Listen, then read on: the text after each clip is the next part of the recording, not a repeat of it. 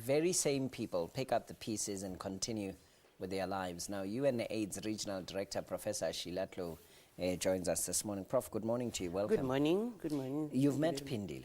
I've met Phindile. What is she like? She's a very, inspiring young woman. A lot of these children who are born with HIV sometimes take a long time to adjust because they grew up not knowing what their condition was. They were taking drugs, and they thought every other child takes drugs, only to find that actually they're the only ones who take them.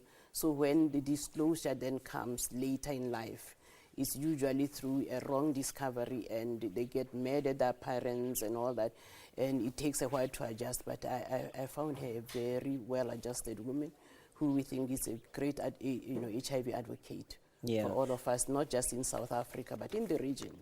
Now, Phindile was born in 1989. What reflection does this have on the country to date about mother-to-child transmission of HIV?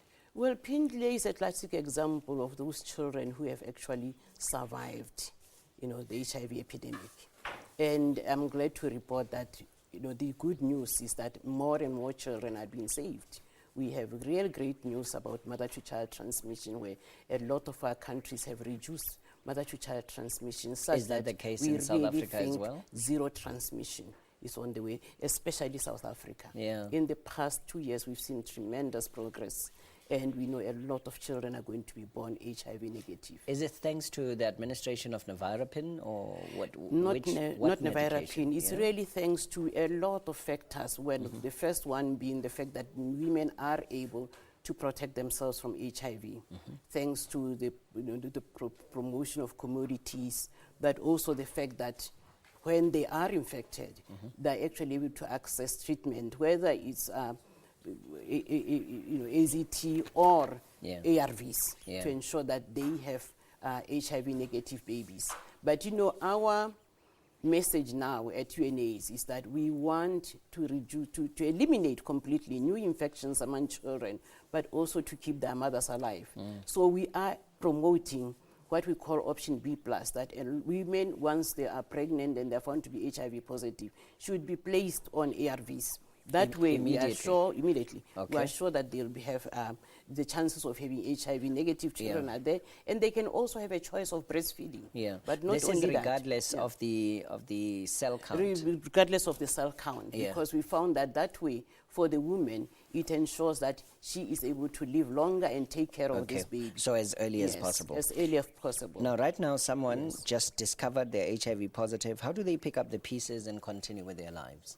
Well, the great part is that now being HIV positive is not a death sentence that it used to be, let's say, in 2001. We've seen real tremendous progress in a lot of countries.